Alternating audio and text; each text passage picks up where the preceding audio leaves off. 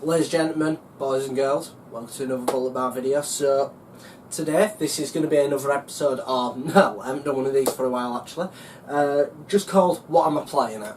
So, in this video, I'm going to be talking about what games I've been playing on, what have I been doing, like, you know, with my channel and everything like that as well. And also, I will be showing you, also telling you about some of the events that the event that I'm going to as well. And it's more or less just a quick update to let you know what's going on in the channel, seeing as I haven't made a video in quite a while. And if you're wondering or not, it just keeps everything nice and up to date as well. So, sit back, relax, and enjoy the show.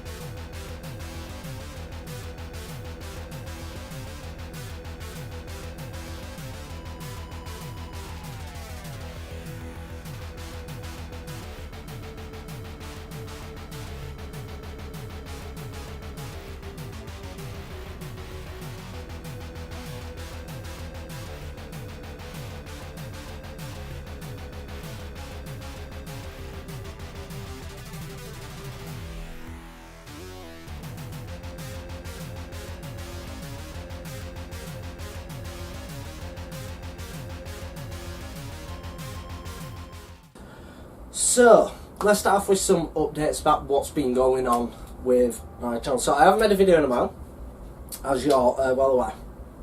So, what I've been doing, I've been slowly building up, getting certain devices to help capture footage, to help upscale my old consoles so I can get footage off them. One of them being the OSSC. So, this is the open source scan converter. So, I'll quickly show this over and everything. So, this is the front of you, and you've got a screen there, you've got a few buttons here, you've got a JTAG, which you can use for firmware updates, but you can also use micro SD to update firmware on there as well. And with this being open sourced, there is obviously the hope of custom firmwares being made to help increase the potential of this thing, because this thing has got potential. Obviously this is good for, I wouldn't say upscaling because it's a line doubler, but it helps conform older consoles to more newer resolutions that your TV can understand. Primarily converts from 240p to 480, or the PAL equivalent to that as well. So you've got your D15 input there, with your power input there, power switch there. You've also got a component in, as well as SCART, which is the main thing, because that means you can get high quality cables, for example, from retrogamecables.co.uk. which I get mine from, but there's also other ones that there's resell in America, I believe, called Retro Accessories as well, and you can get them from there as well.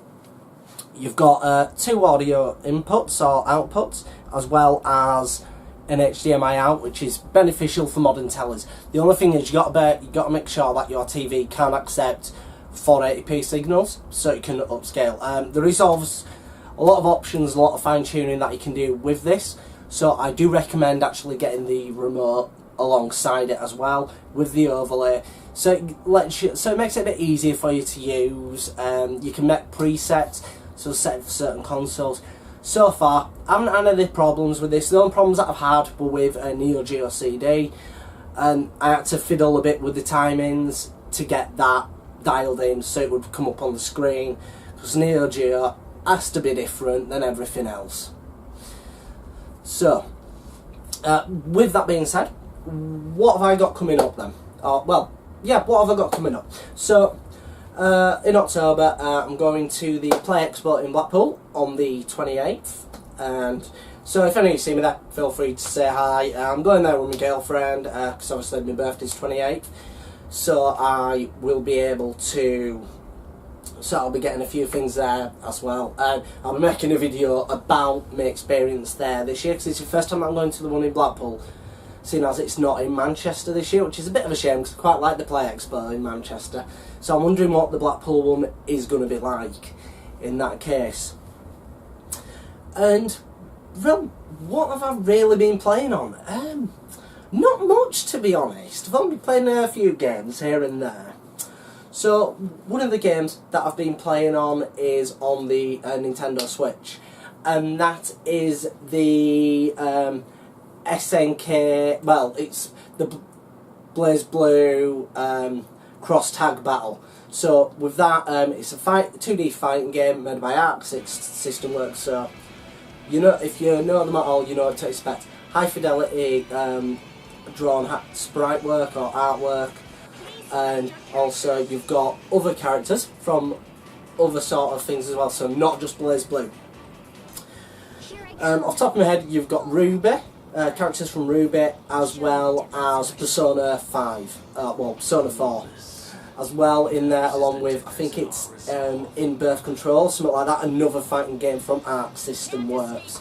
So it's nice that they all got together and made a fighting game on the Switch, very playable, because the controls in it have been simplified to make it more, let's say, welcoming to newer people, as well, to the franchise, as well.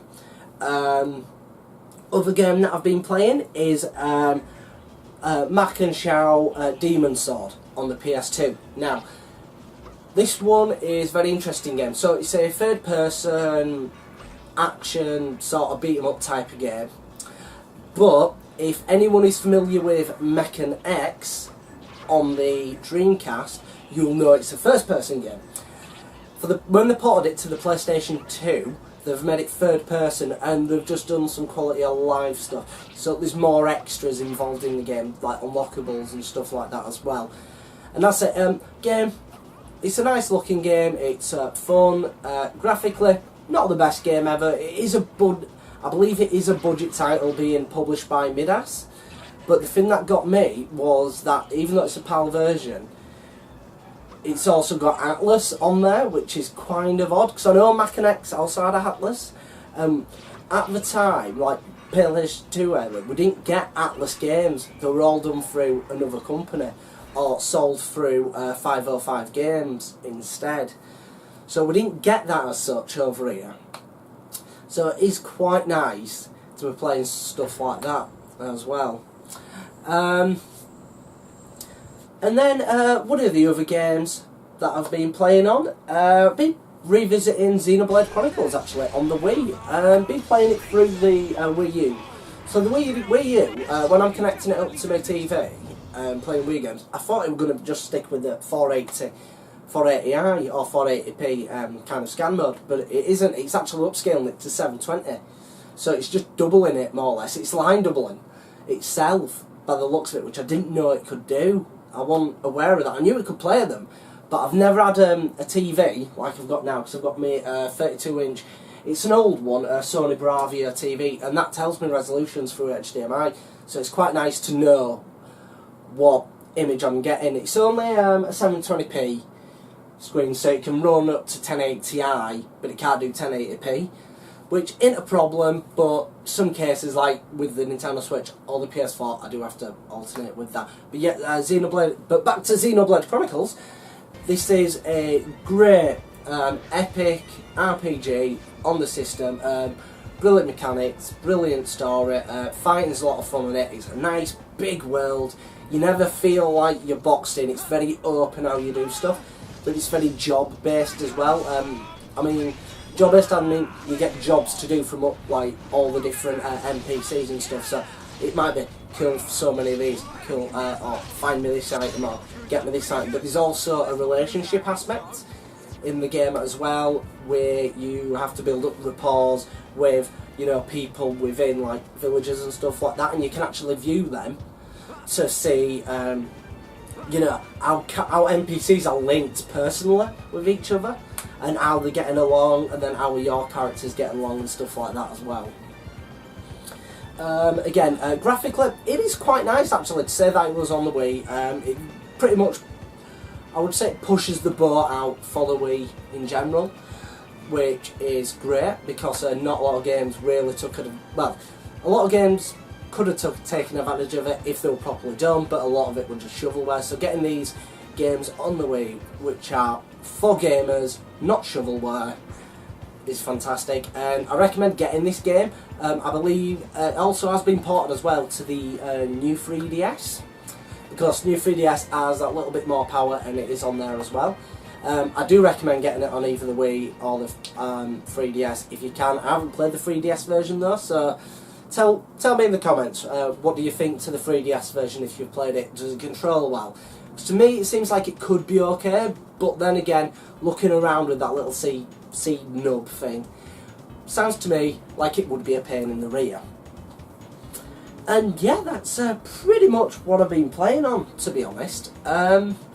So I hope you like the video. It's just nice. I personally think it's nice to do a quick update to let the people who do subscribe know what's going on the channel. I'll say I am growing this quality-wise, so I will be able to show better game footage, especially with my pickups videos as well, so you can actually see the games that I've got. I say I've been able to do that sometimes in the past, but I haven't always been happy with the result because I've had to capture it through composite cables or S-Video through my old HPOG PVR, which now I've got the new, well, I've got APOG PVR Rocket, so it's good for, like, you know, up to 1080p, 30 frames a second.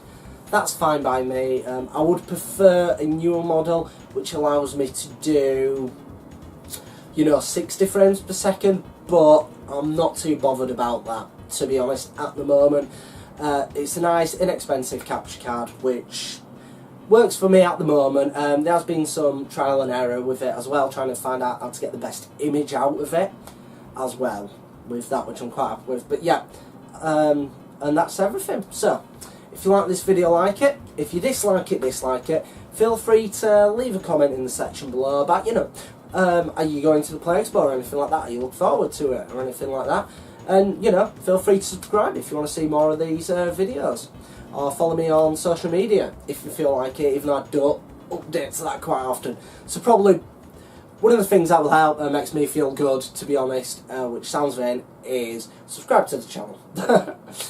And yeah, that's everything. So, as I say, at the end of every video, keep on gaming.